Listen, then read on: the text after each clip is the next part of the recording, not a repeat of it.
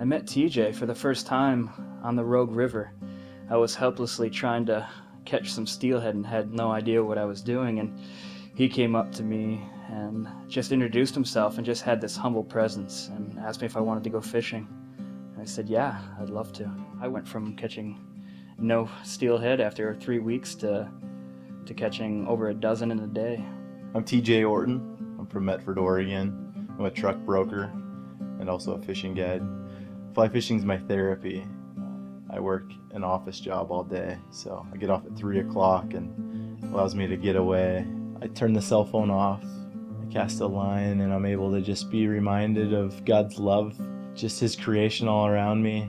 It came a part of my life where I was all about myself. I was doing things for myself and just felt pretty depressed. I just felt like I needed to help people, and at church one day I was just raising my hands, just praising the Lord, and the pastor just happened to come over and put his arm around me, and he just spoke into my life and just said, I see you doing something with fishing, which is your passion for others.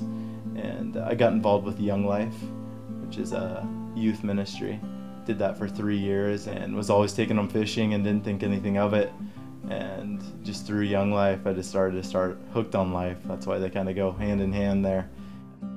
Hooked on Life uses fly fishing as a means to work in the life of teens. We teach them to fly fish. We're just like a big brother to them, like a big brother program where we also teach a passion that they can use for the rest of their life. Growing up without parents, I took fishing in as something to do to keep me out of trouble, to keep myself straight. And TJ, his heart and his passion for doing that, I had to be part of it, and I had to be part of Hooked on Life and where it's going to go. I feel like high school is a tough time. You don't know what you're going to do afterwards. You're going to go off to college, you're going to go for a career, or what? It's really a time that's kind of scary, and also like your friends and who you hang out with is kind of who you're like. And so a typical day at Hooked on Life would be picking them up after school, going and grabbing some lunch, and then heading to the river. I would just spend the day just learning to fly fish and just talking to them about the day, talking to them about the girls in their life, their family life, how their friends are, whatever they're going through, or just like a big brother, just there for them, just someone that they can talk to, someone they can trust. When I'm one-on-one with a kid on the river, it's great. The first time a kid hooks a fish on a fly rod, they are just like ecstatic or super happy, and then you just have that one-on-one time where you're able to just high-five each other, you know, a lot of uplifting moments there.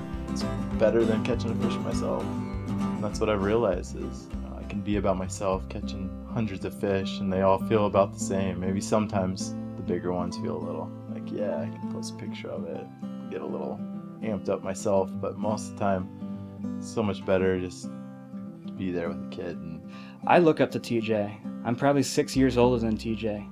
And I look up to him because he just has this strength about him, a humbleness about him. When I came here, I had nothing. I literally was living out of the back of my Jeep, and he bought me $60 worth of fishing equipment the first day I was here, and I didn't know him from Adam. He just like will give you the shirt off of his back.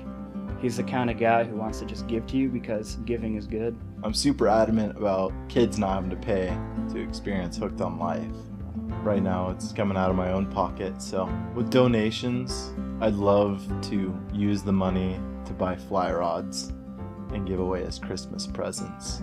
I feel like a lot of people don't know where to start when it comes to helping others. Oftentimes we try to go big or go home, try to make that long distant cast when really all the fish are just like up close.